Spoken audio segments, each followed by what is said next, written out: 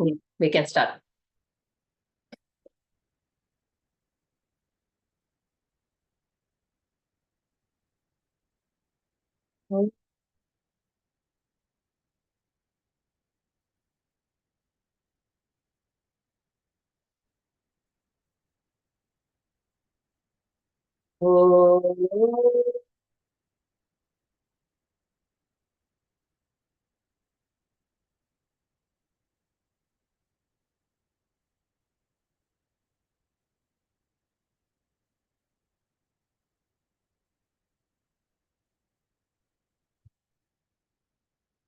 सहना भवतु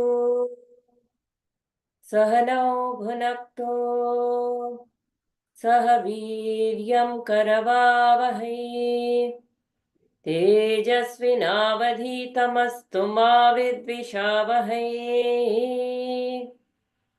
ॐ शान्ति शान्ति शान्तिः हरिः ओम् श्रीगुरुभ्यो नमः हरिः ओम् ॐ नमो भगवते वासुदेवाय ॐ नमो भगवते वासुदेवाय ॐ नमो भगवते वासुदेवाय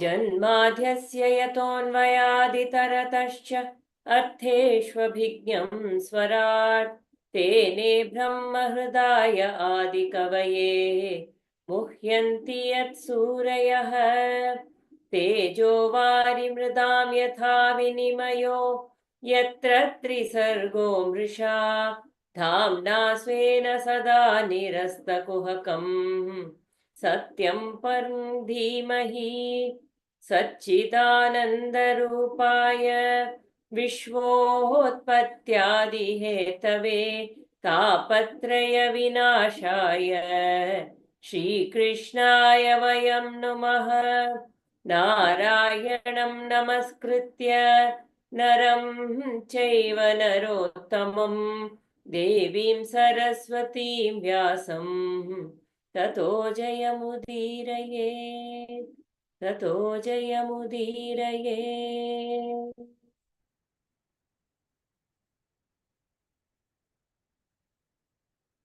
हरि ओम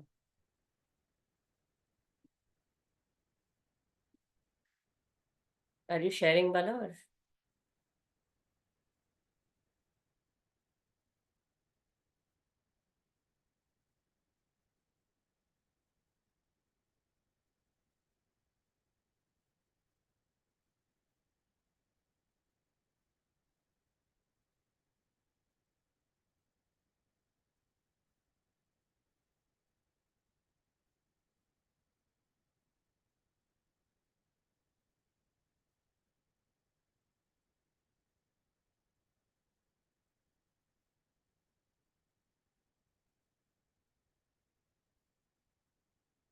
Huh. This we finished. We have to go to the next one, Bala. Last week.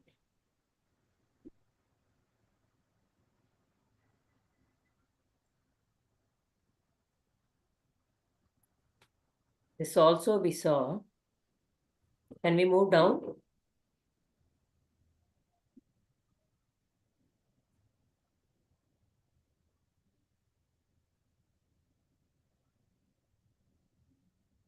Huh. We can. All on a sudden, huh? You want to go over this? Even as this earth disappear in the waters. Huh? Can you hear me? No? No, there is some noise in here, so I am having trouble. I don't think there's a problem, but I'm raising the volume also. Voice clear? No, Yeah, we can okay. hear you. We can Yeah. hear you.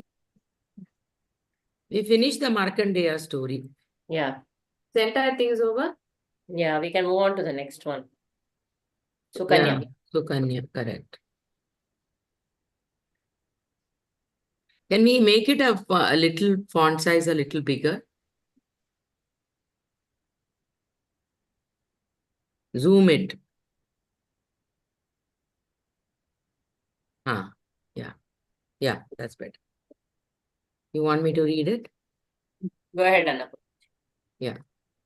Sukanya. At the end of the pralaya, only the Lord was and nothing else. Out of the navel of the Lord appeared a lotus, and out of that lotus appeared Brahma. Marichi was born out of the mind of Brahma. Marichi's wife was Dakshayani, and their son was Kashyapa. Kashyapa's wife was Aditi, and their son was Surya. Surya's son was Shraddha Deva, who had been Satyavrata during the previous Kalpa. Ikshvaku was the son of the Shraddha Deva, who being the son of Vivasvat and also being Manu, is famed as Vivasvata Manu. The line of Vaivasvata Manu. Vivasvata Manu. The line of Vivasvata was Vaivasvata. Vaivasvata. Vaivasvata was called the Surya Vamsha and later Ikshvaku Vamsha, since Ikshvaku was a great and famous king. So here, it's just some connections. Yeah. So shall I continue? So I'll just go over this in brief. So Brahma, out of Brahma's mind, Marichi was born. So Marichi's wife was Dakshayani and their son was Kashyapa. So we know the story of Kashyapa wife was Aditi and Surya. Okay, so this is the whole lineage of the Ikshvaku, which is the one Ikshvaku lineage, the very famous avatar is Ram. Rama. Rama The from Surya. third chapter of Bhagavad Gita, all these names come. Yeah. Vivasvata, Manu, and all of them. Yeah.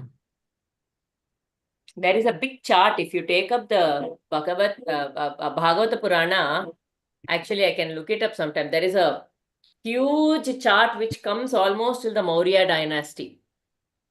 Till there, right from the beginning creation, from the time of Brahma and down to creation and many folks and all that, and it comes down to the time of almost the Maurya period. If we see. This is history. Yeah. Actually, we must all study this, I think, as part of whatever we call it. That's why Purana, right? It just doesn't include only men, only human beings. See, the Devatas, Brahma, Narayana, everything is there. So this Bhagavata Purana is, or the Srimad Bhagavatam is mainly for Grihasthas. It gives so many stories of kings, because why they take the stories of kings is those kings who have been, I think, Yatha Raja Tata Praja. So those kings who have been like that, showing a kind of light, the people typically tend to follow the leader. And hence, if we know the ruler or the leader or the king, we know what that era was like, what the people, Praja was like.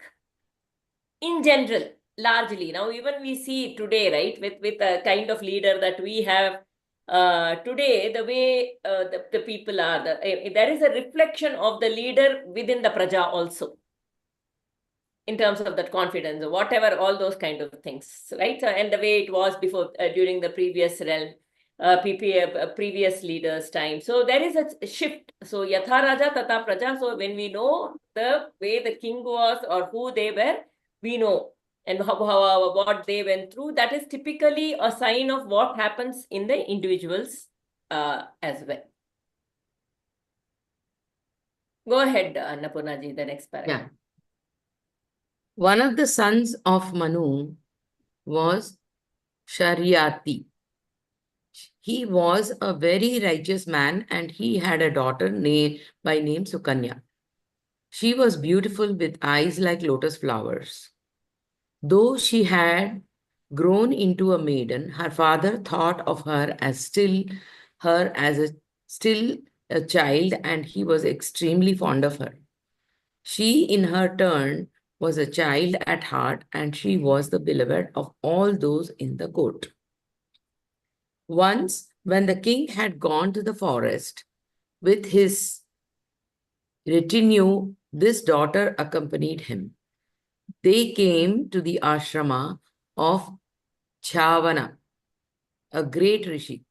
Chavana was absorbed in meditation, and such a long time had passed since he began his tapas that the earth had covered him like a shell, and he could not be seen.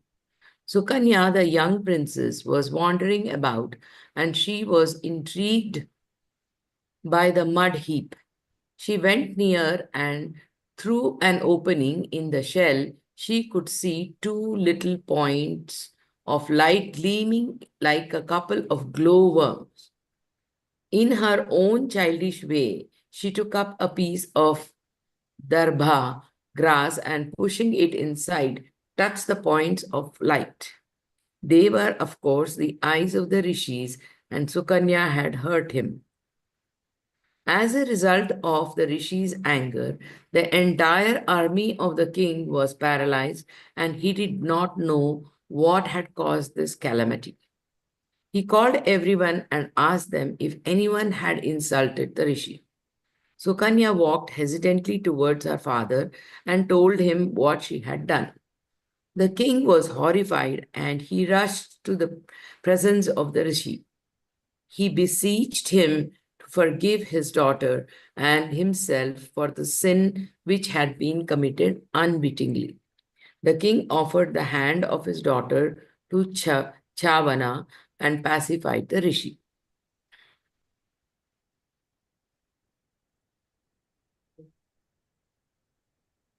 People taking, it's so much accountability, isn't it?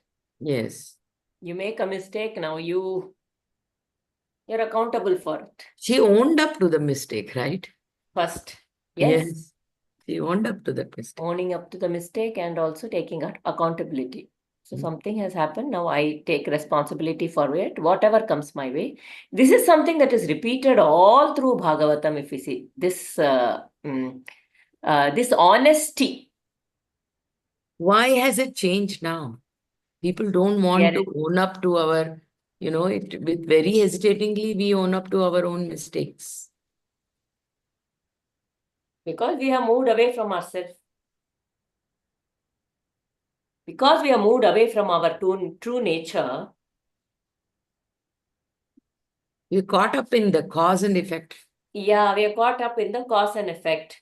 We are afraid of the consequences. We don't want to take on responsibility of the consequences because we are caught in our raga dvesha. I want this, I want that. We are caught in our raga dvesha. And if there is a possibility of me owning up a mistake and there is a possibility that I may have to go against the raga dvesha, I will not own it up, right? I mean, it is like a cyclic process. One thing leads to another, one thing leads to another. And yeah, so but the beauty here is it's all about owning up and seeing. It's like how you write your own resume. When Aarti writes my resume, I write Aarti studied in this college. She grew up in Chennai. These are her hobbies. These are, so in a way to look at myself as separate. But look at whatever I say, that cause and effect as an observer. To be an observer and looking at it, when we become attached to that whole thing, then I think whatever suffering is going to come to me. I am going to suffer. What if I suffer? I made a mistake, but what if I suffer? I don't want to. But when I know that there is no suffering in the I, The I is eternal, it is Purnam, it is complete, it is always, and whatever goes through, it is like a movie that is happening in this cause and effect realm. Then there is complete ownership, there is a complete honesty. Knowing that whatever is happening in this cause and effect realm is only, what would you say, impermanent.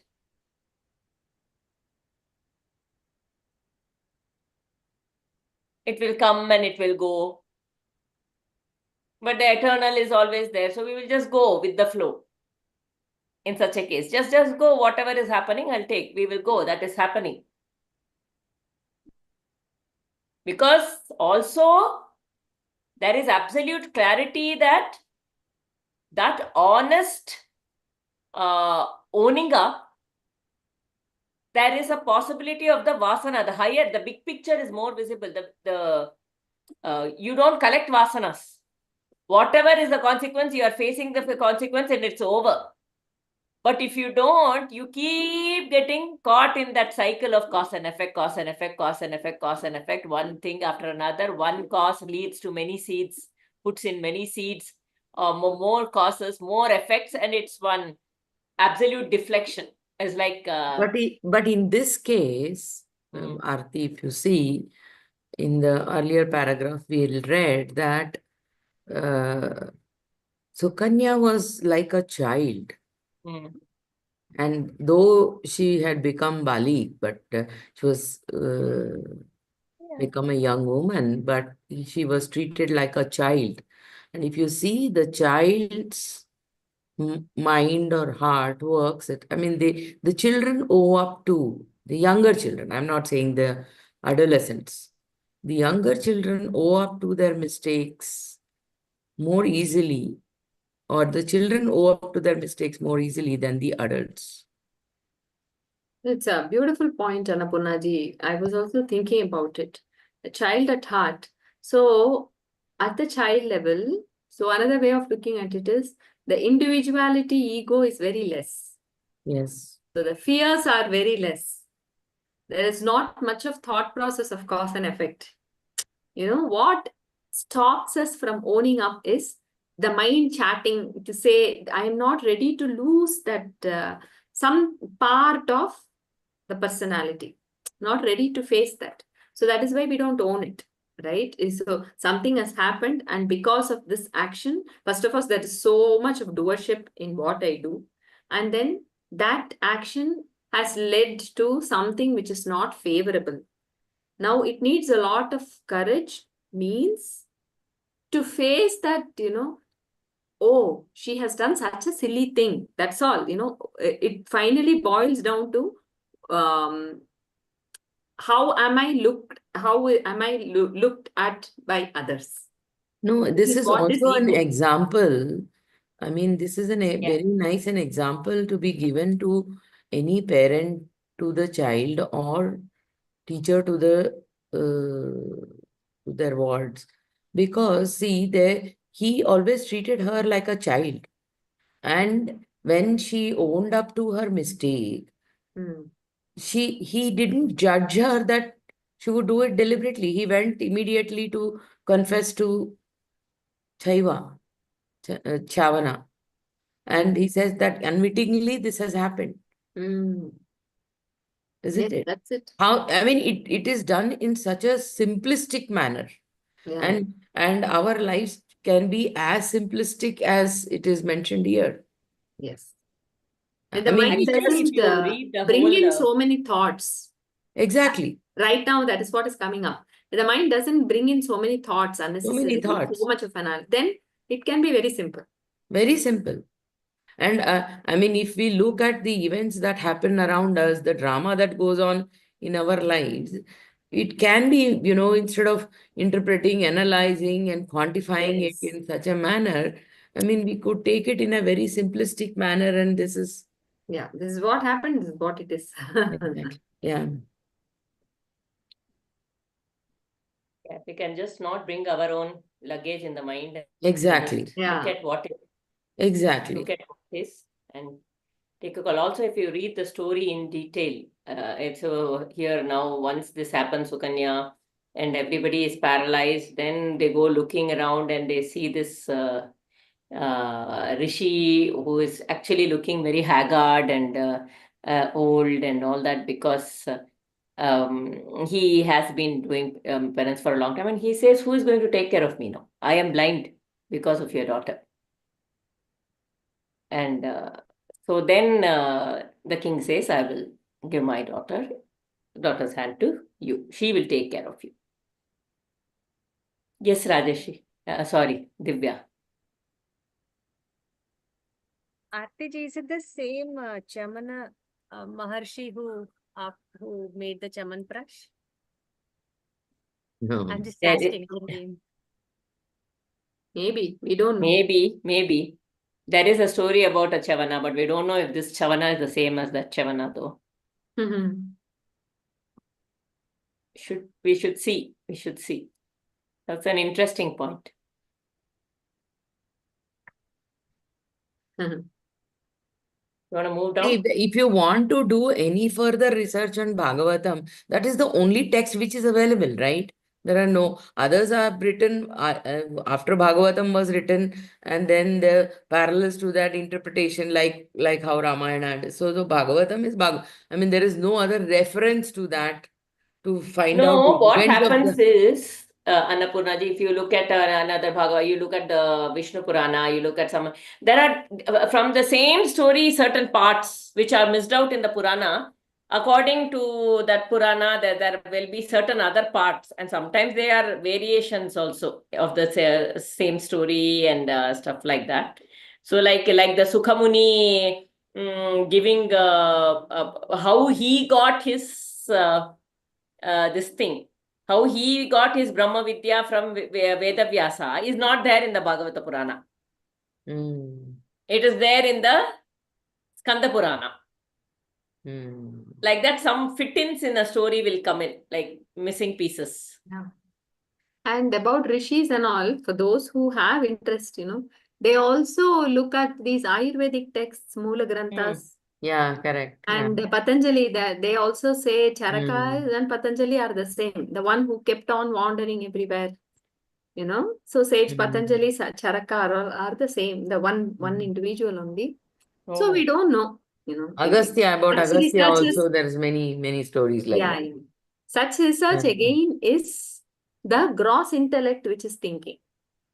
Okay, outward. Now I am looking. Scientific studies, most of them, they go back to Agastya as to I mean, some of the in the Agastya Purana, that whatever he did, scientific people later on did But that. we Anu need to and be other very things. careful, Annapurnaji. When we are in this Adhyatma path, it is very important for us to see what am I absorbing from these.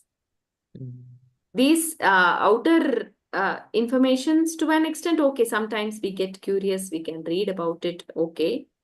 But maybe for children, to share with them, to create some interest and all that can be done. But it is about Bhagavatam, out and out, every word, every shloka is about Bhakti, Jnana, Vairagya, that's all.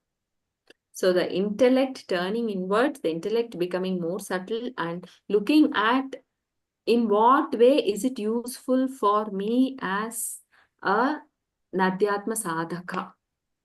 That context needs to be there always for us when we read such granthas.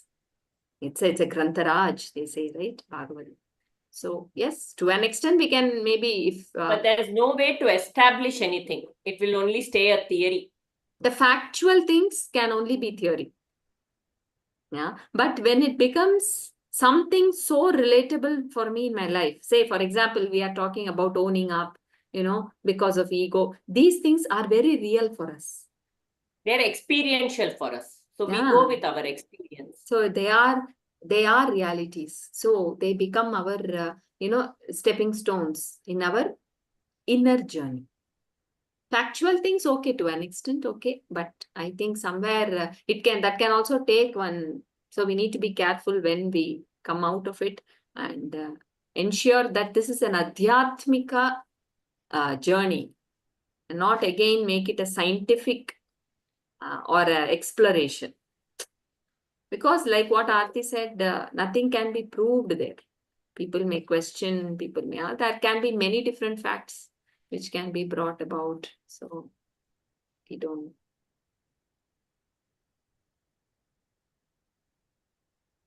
Yes.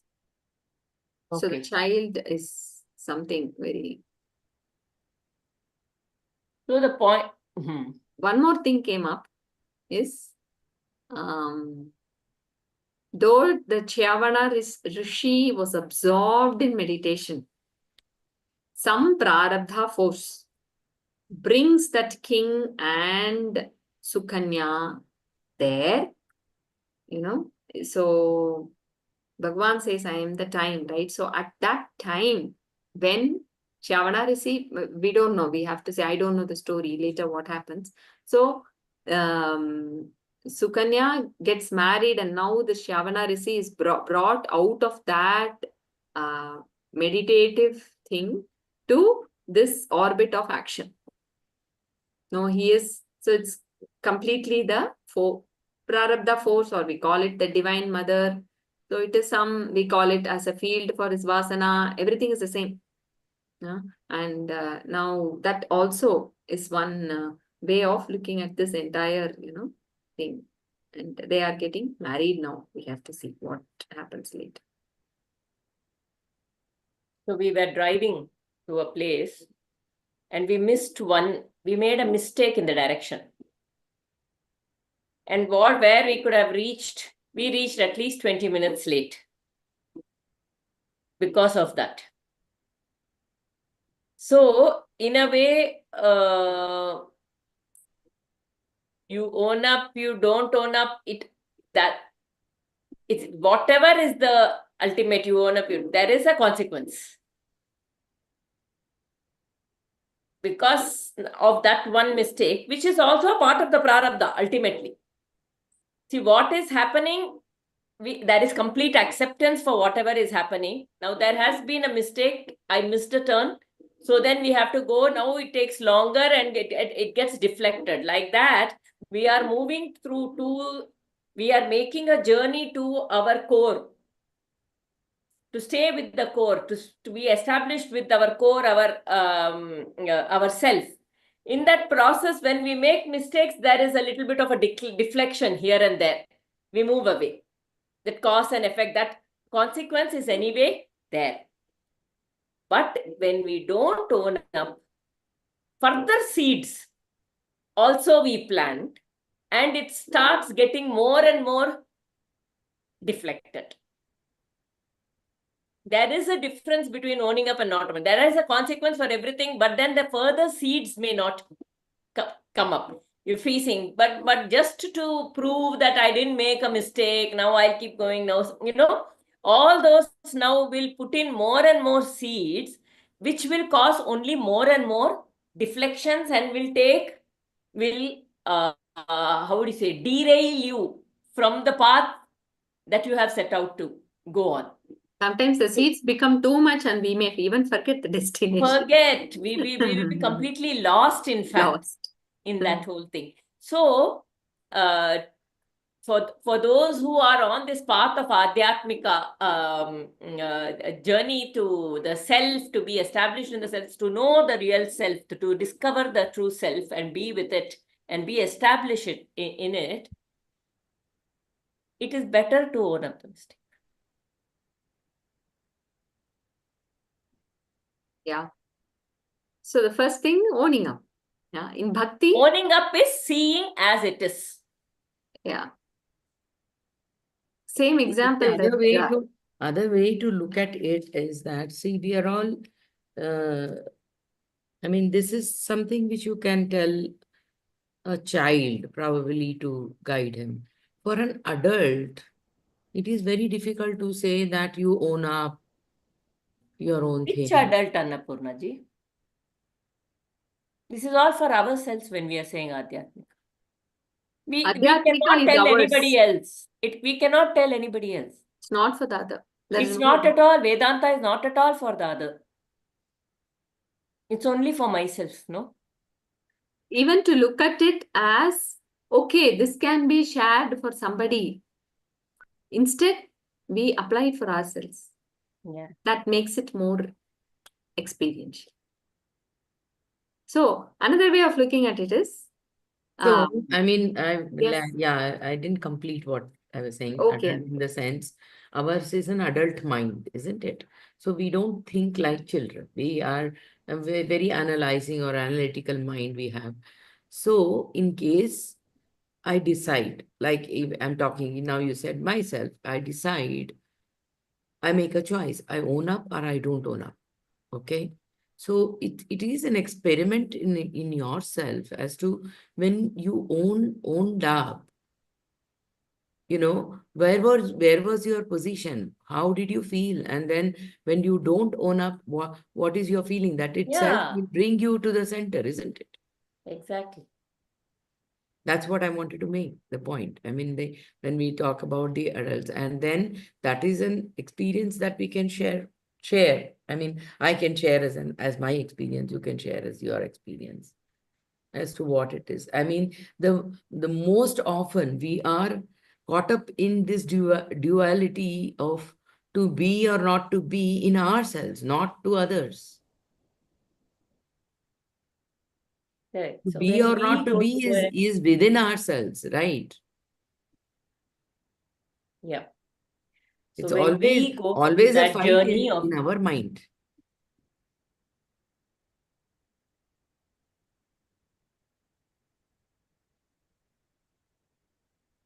The reaction is to the outside world. The fight is within, isn't it?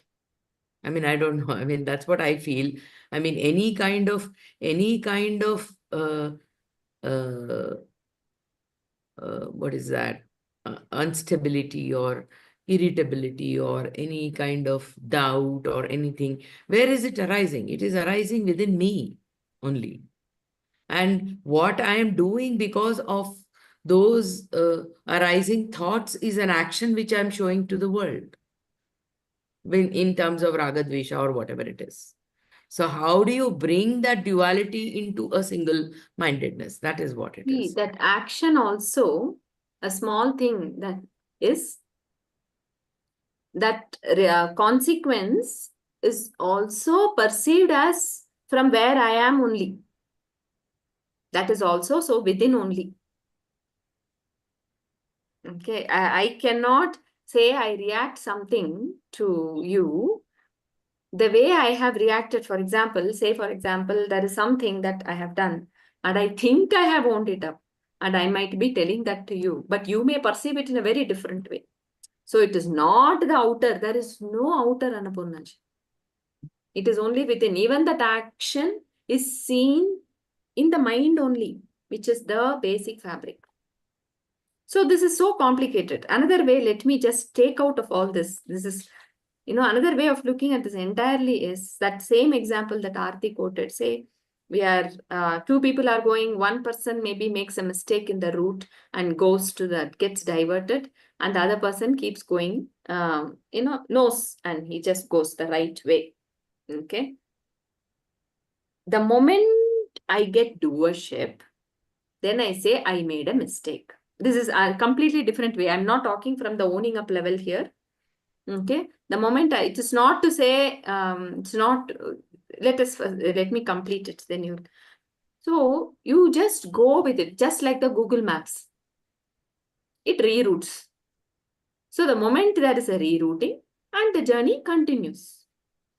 We are completely aware moment to moment that there is a higher force which is orchestrating the entire thing. Even including my hand and the steering and the thoughts, everything. So in that awareness, when we are there, we are in surrender. Okay. So whatever deflection happens, whatever changes happen, everything is accepted. So there is no individuality here. The mind is transcended here. That one that you asked, that oneness comes here. There is no question of right, wrong, no question of, this way, that way. The titiksha to endure the longer journey is also bestowed on us. because the mind is at his feet. The mind is constant, completely, the attention is at that higher force, which is taking care of everything. So this is complete surrender. Moment to moment, moment to moment, moment to moment, surrender. Acceptance is freedom. That's all.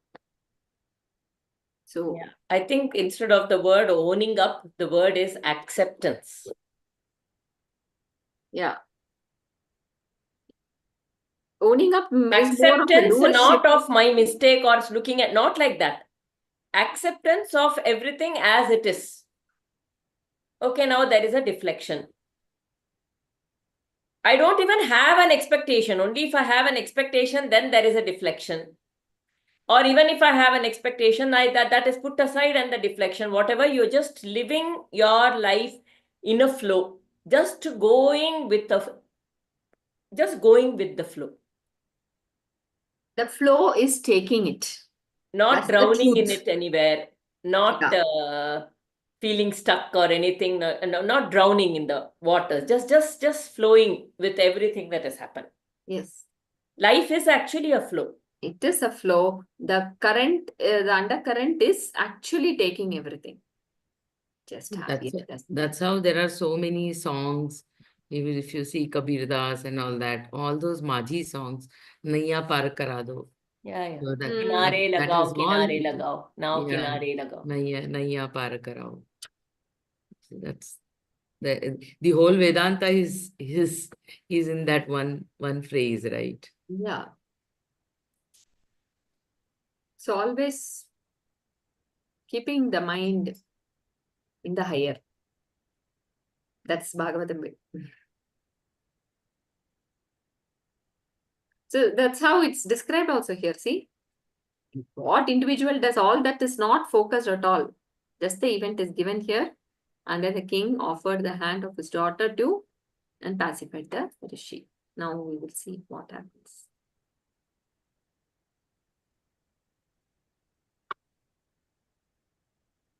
You want to continue reading? Yeah. Sukanya was given in marriage to Chavana, and she went with him to stay in his ashrama. In that one moment, when her father's army suffered because of her thoughtlessness, Sukanya lost her childishness and became a woman.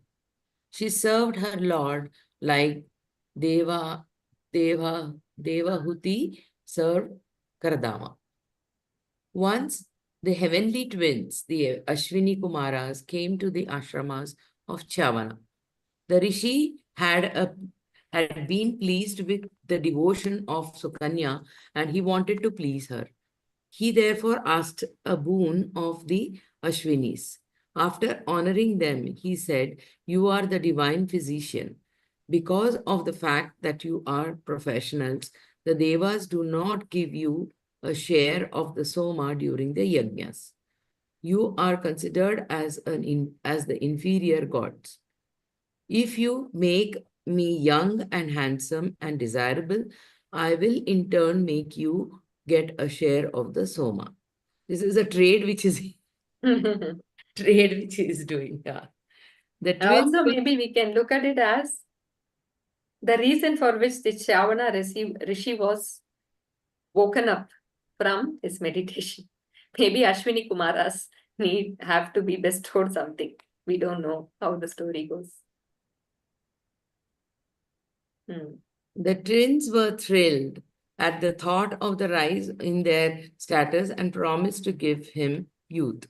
After several incantations, they asked Chavana to enter a lake which had been treated by them. He did so, and so did they. A moment passed, and out of the lake there arose 3 young men. All were handsome, and all 3 of them were wearing garlands of lotuses. Their ears were decked with jewels, and they were wearing lovely silks. Sukanya, the purest of women, looked at them and was at loss as to who was her lord. She fell to the ground and addressed the twins. "Please have pity on me and see to it that my chastity is not harmed in any way. Please stand apart and let me know who my lord is." They were pleased with her and revealed themselves as part of Chavana. They then took leave of them. As apart from Chavana. Apart from Chavana, sorry. They then took leave of them and went back to the heavens. I just wanted to share something on a little ahead, Upa, where it says she was childish, but then now when she saw the suffering of the army, she became a woman, which means now she became a mature person, right? Now, not very childish and all that. So there's this beautiful story that beautiful analogy I heard recently, which which is very beautiful. So there was a person who asked, why is it that some people get hit again and again and again and again? Why me? Why does it happen to me? So the analogy given was, it is but the reason that happens is so that one can evolve to a higher plane. It's an opportunity given to evolve to a higher plane. Like if you take the God's grace is the same to all, but how each one receives it is according to their propensity to absorb. That arhadai, that adhikari. How much capacity is there within each one to absorb. Otherwise, the grace is the same for all. So now, if you see a marble, the moment you roll it, the marble will roll very far. Whereas if you take a rough ball, that rough ball with lots of grooves and this thing, you push it, it will not go very far. You have to push it again and again and again and again. But whereas the marble is smooth surface, so it would have. So a rock that comes down from a mountain is initially full of rough surfaces. It goes through lots of hits and all that, and finally it can roll down as a marble does, smooth. So these hits, in a way, are to raise one's level of consciousness. To raise our level of consciousness, whatever happens. So again, it comes down to acceptance. To accept whatever comes along as grace for my growth.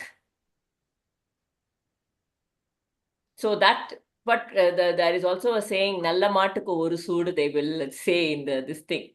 So in just one thing, Devahuti, now not Devahuti, sorry, Sukanya, but it was huge. She saw her actions, how it impacted so many people. It didn't even impact her, it impacted others. There was a purity in that heart, and hence immediately she matured because of that. So just with one thing, she turned around. But some of us, we need more time. So then it seems like things are happening to me again and again, but it is, like that knife being sharpened on a rough stone. That rough stone is needed to sharpen us. Just wanted to share that.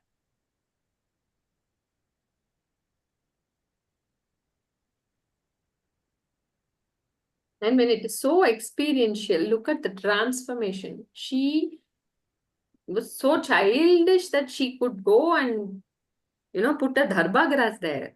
But now she is serving like Devahuti. We have seen how Devahuti served Kardama Prajapati. So much. So it's a very... In fact, the description of Chavana is not given here properly. That is why he asks this. He's very thin and haggard and like an old man. His hair is all matted, and the way it is described. And this girl, and she serves him. Because just out of total acceptance. Total acceptance for the situation, without any complaints, without anything. She just comes down to serve him.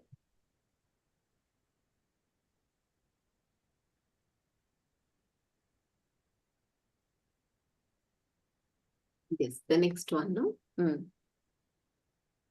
Anybody else who wants to read? But they didn't mention about whether that Shyavana Rishi gave the Ashwini Kumaras the share of Soma. I don't know.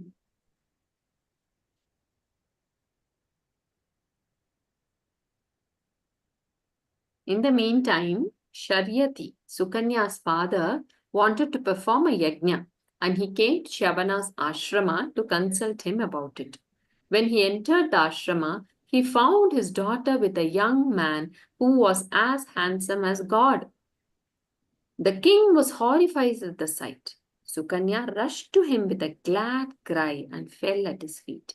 The father, however, would not bless her and turned his face away. She did not know what had displeased him. There was an angry look on her father's face, and very naively she asked, Father, why are you looking so angry?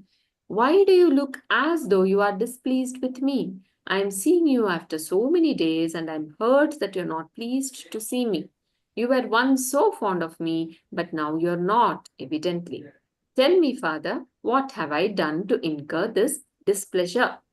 Sharyati looked at her and said, How dare you stand before me and ask such a question? You're not fit to be my daughter. Born as you are in the great race of Manu, how could you become an asati?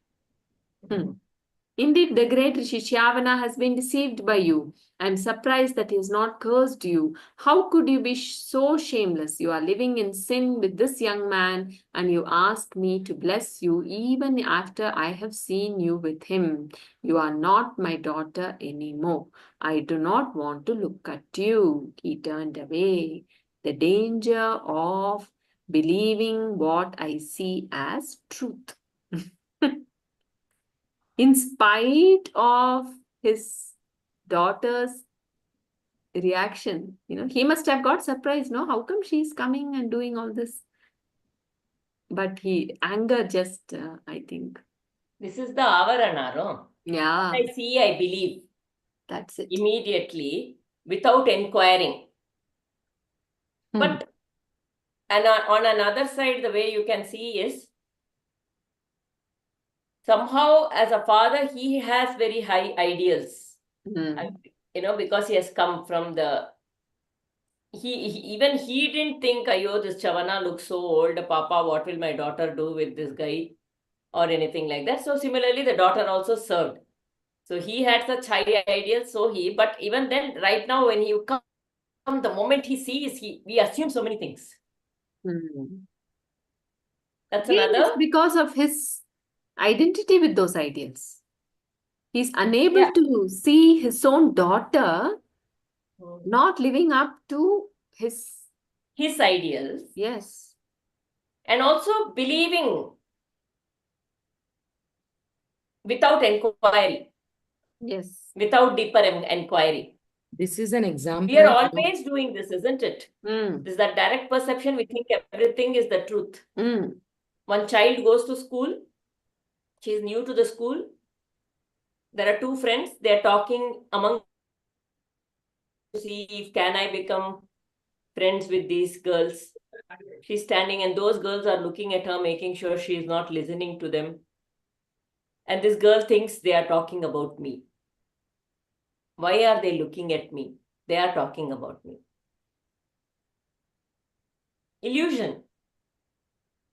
Delusion. Moha. This is moha. Like this, at every point in time, if you see, we are victims of delusion. This I'm talking about a child, an adult. See, this is an example of when acceptance, you are wavering or you're oscillating between acceptance and expectation.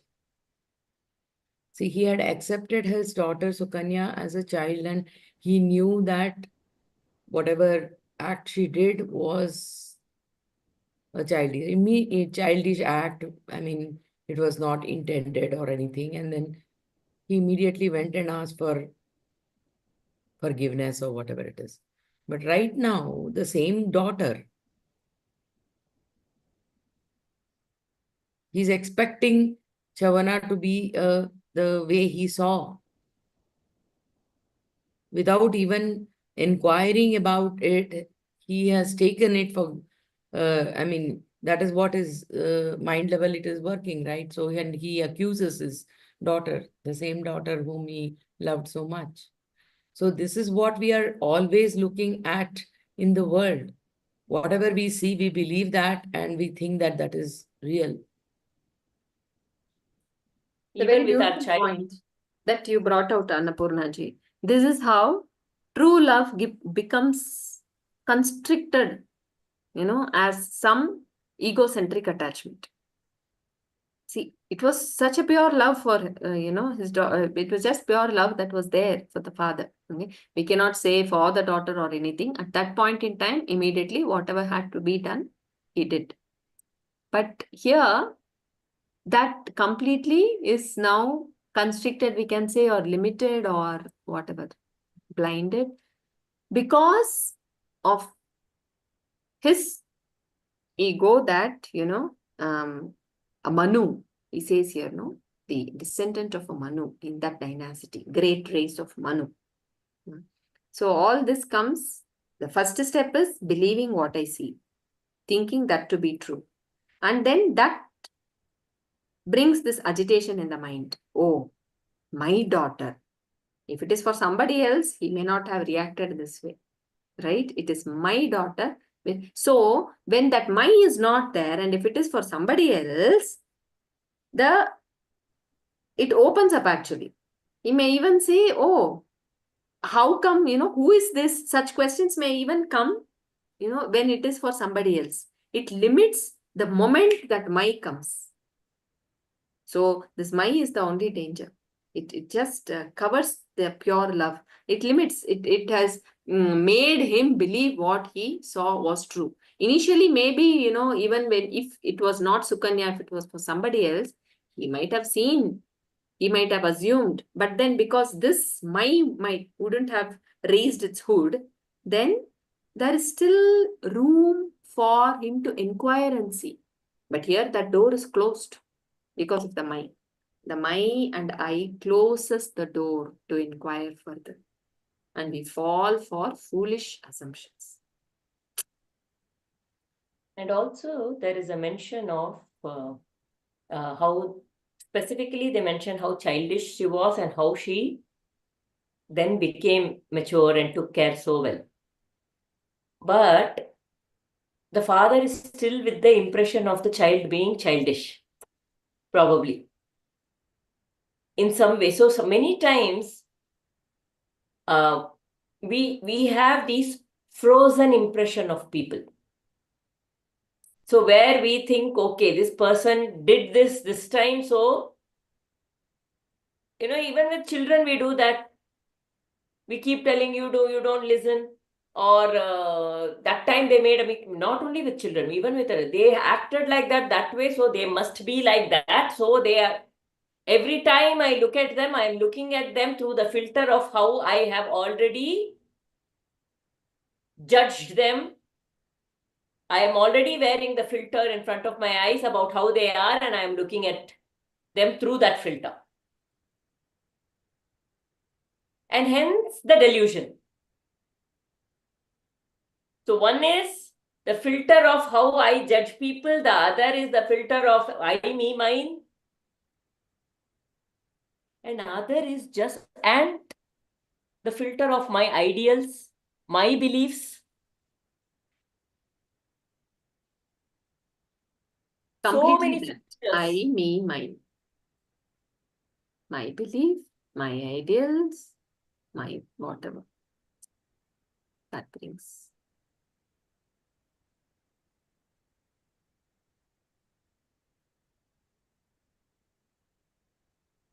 My ideals, my judgments, my delusions, this is all that we are revolving in.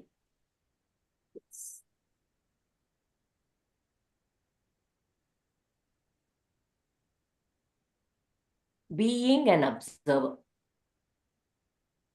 is the only solution. We are constantly, every moment we are doing this judgment through these filters that we are wearing. But no thought is real.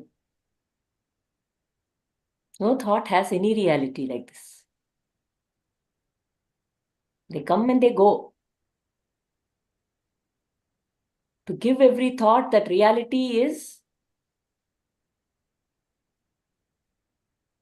giving myself the wrong identity, that I am the thought and getting entangled in it. But when I step back, become an observer, comes a choice to go with the thought or to step back and just observe, just listen, to just be. And then from there, whatever actions happen, it will be more like a happening, not a doing.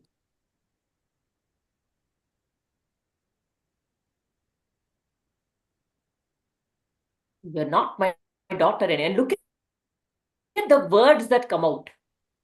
The words, you are living in sin with this young man and you ask me to bless you. You're not my daughter anymore. I do not want to look at you. So much comes out, right, in our delusion. All we have to do is step back and ask Not even and step observe. back. Just be quiet and be with pause. That's all. Yeah. Hmm. First, turn inwards and settle that agitation that is there and move to the self, because that agitation is not me. It has come out of me. It will let it dissolve in and then act. Then see whether, then let the course follow. But here, when through that agitation, through those filters we get in, look at the kind of words that come out. Thoughts and actions, so deflected, so angry. If you keep throwing, when you throw these dart,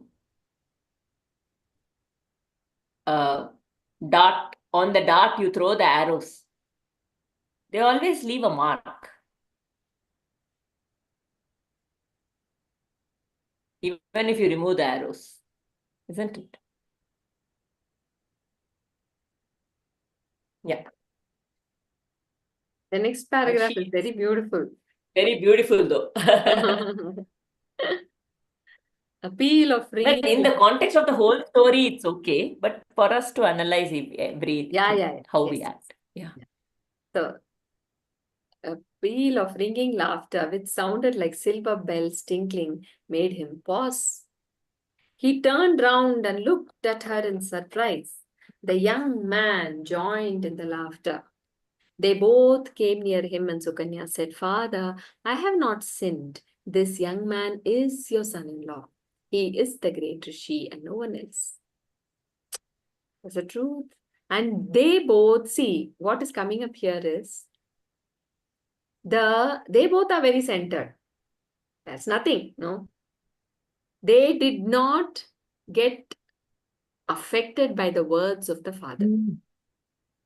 They didn't say, how could you think like this about me, father? You should have some faith in you, your daughter. But how could you have this kind, not have this kind of Yeah. any faith in?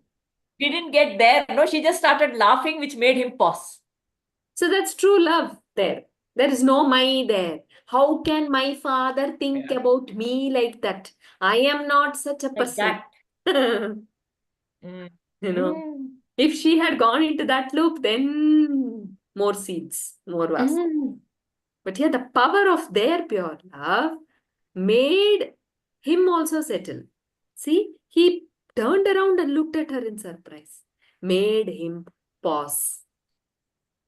Made him pause. So they became like, because you finished with that dart example, they became like, something which will not even get affected by, when someone is established in truth, whatever others make, they're not going to Like get a plastic, or no, not plastic is not Which right. one will be like Something that? else. I don't know.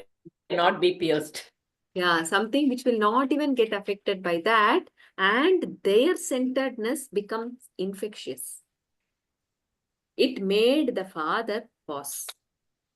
This is the power of being in truth. So that is Naturally, why they say spontaneously. We cannot do it with effort. It is very spontaneous. Very beautiful. when someone is angry, better for the other person to be grounded. Because the one is out of, away from the center. Yeah. If both go out of center, it will be one Mahabharata war only at home. Very nice. They told him what had happened, all about how the Ashwins were responsible for their good fortune. Oh, now I think Shyavana Rishi is going to do that. See how beautifully Shyavana performed the Soma Yajna for Sharyati, and during the Yajna he offered the Soma to the Ashwins also. The gods were displeased and Indra came there. So incensed was he that he lifted up his dread Vajra to destroy Shyavana. However, the power of Shyavana's tapas was such that he could paralyze the arm of Indra. The Lord of Heavens found his arm could not be moved and Vajra was lying inert in his fist. Indra then realized that he was unnecessarily selfish and Devas agreed to let the Ashwin twins to have the share of Soma from then on. So it looks like Shavana is paralyzing Rishi. Here also he paralyzed. Very beautiful. The purpose of Shavana, coming out of the... But the story of the Chavanprash Wala Chavana is also that he does a lot of tapas and he gets this, the two tapas, he gets this Chavanprash kind of, that kind of the medicine, which then heals him. And Maybe increases his, improves his vitality and his, so it is possible. Possible. Yeah, very much. Because Ashwini Kumaras are, Gods of they medicine. are also into that, don't you know? They are also possible, the same Rishi. Very beautiful. So the stories, different stories that we will see in this ninth skanda, it's about different kings. It is all our own story only. We see the reflection of our own whatever things. See, that is how we analyze so many things here, no? Where we are, from there we are analyzing and seeing it. So this entire ninth, it's all our story. Okay. Here we see something. If we are able to relate to it and take something from there, then the purpose of the story is served. The entire ninth skanda is like that. How's the time? Anything anybody wants to share before we move to Nabhaka? Oh, it's in Ikshwaku. This was Surya Vamsha. Yeah. Nothing in Nabhaka, then Ambarisha. All that will come now. This is also a very interesting story, actually. Lots of messages at the Laukika level also. Vyavahara, when we interact. Vyavahara, interaction level. Lots to take away. But I think we will do this in the next class. Generally, if anybody wants to just talk about your takeaways from this, because we do have some time today. Any thoughts that are coming up? If you want what to. What was the story from the Sukanya story? Yeah, I had a question. I mean, even this story of Sukanya, she is a child, she is not doing it with any intention. Maybe I missed that part when you were explaining it. Why is somebody who's not intentionally doing it also has to bear the consequences of that? She did not. I intentionally missed the route. I still have to take a longer route. I don't intentionally miss a route. I am new to driving. I am young. I am naive. I still don't know the routes. I missed the route. I have to take the longer route and I have to go. Yeah. The best part is it did not affect her. Huh, She happily accepted it. That is what it is. Prakriti is different. cause, consequence, the actions, it is in a different plane altogether. Whether I get affected by it or not is our freedom. So she was very much centered. So that's all it is. Prakriti will take its course. For me, the takeaway is like, I mean, this can be very easily said. If you have two kids at home, for example, I mean, this is the thought which is coming to me. And one is performing very well, okay? And the one is trying hard, but time and again, some circumstance which is coming up, she's not performing. He or she is not performing. So this is the same question, like what Divya was asking, that why me? And it's a difficult explanation for the parent or the child to give a convincing answer at that point of time. Why am I suffering in so much? Why is this disease for me? Or why is it for me? This is the question most of the time is asked when faced with difficulty. But when Isn't that story? success, but when faced with success, we don't ask these questions. Correct? The So power of jnana, Annapurna ji. If it is. awareness is there, then we will not ask questions. When there's no awareness, we ask. When we are not. Isn't that story something good to answer? The stones, the rolling stone, the marble stone, each one, some needs to be pushed That more, also some needs needs to be... little bit of, reflection to even relate to that and say, okay, if I'm not even ready to undergo, many times why me comes because I don't have the readiness to undergo the suffering, and I see it as so we don't know from wherever we are, it is very individually, very, very, very. So when one is Not uncentered, be the other generalized. should become centered. The responsibility comes on us to be centered.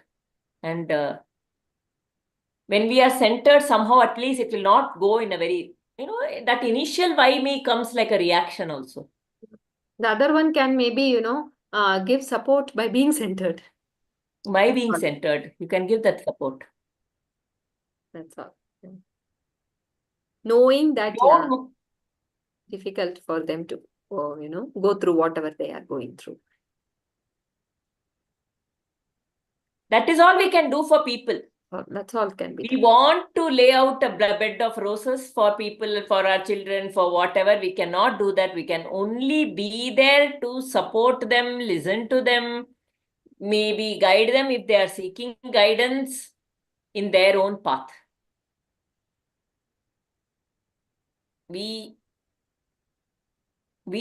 So our work is only to be centered. Try and be centered as much as possible. That is our aim. Whether for ourselves, whether for others. Yeah, the Lord who is taking care of this being here is taking care of all beings. Only when I think my children, I have to do something, then I move away from the center. Only when it is my own two children, I get agitated. When it is somewhere else for somebody else who I don't even know, there is no agitation. I'm able to see that as, their own journey. So it is, again, us being centered only. It is knowing everything that is happening as it should be happening. Yeah. And there's no, I wish it could be this way. Maybe if I had done this, then I can. No, I mean, it happened. Next context. Move on. Our basic idea is to be absolutely centered and be in the present, this moment and now, and in the core within, just to be centered. Yeah. These thoughts, I think, why me, are the blabbering of ego. We must push it aside. It has to be a hard hit. Only then. That's why Ramana Bhagavan says, scotch the mind by ignoring it. These are the mind voices. I'm not the mind. We will take at the feet of the Lord and be there. Mind will give all. Indra is the reflection of the mind only, no? Indra came for the all. Mind will keep saying all these things. You just have to more and more we ignore, we don't give power to it, it goes. The self can never be hit. Yeah, What is hit is only the ego. only the ego. Hmm. So if the ego is being hit, we don't need it. We can just Let it go, let no? go. It's good. Let it go. It's good. Hmm. We feel lighter when the ego is hit. It's a blessing.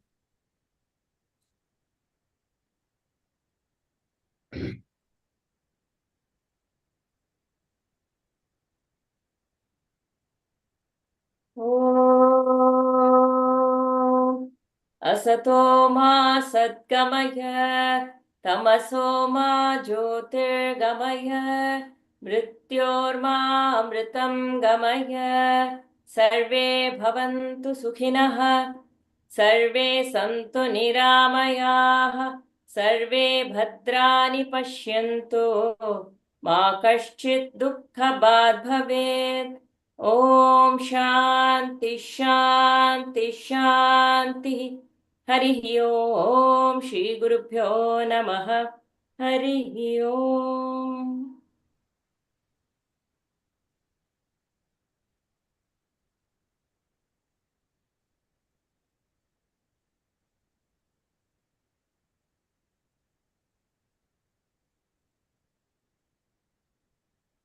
Om, thank you.